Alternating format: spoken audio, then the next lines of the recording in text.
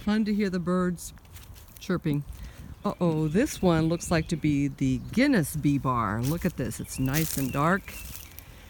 And I have the rock in the center, a lot of tree limbs, leaves in the water so the bees can safely land. But maybe more importantly, the bees like the darker water because they're looking for minerals out of the water.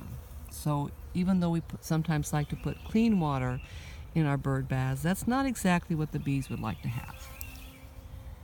The other thing is, Larry Connors has suggested that in placing a water source for your bees, it needs to be within half a mile of your hives. So I like to use these bird baths. I call them bee bars.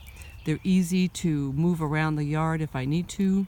I can co-locate them easily with the hives and they look nice.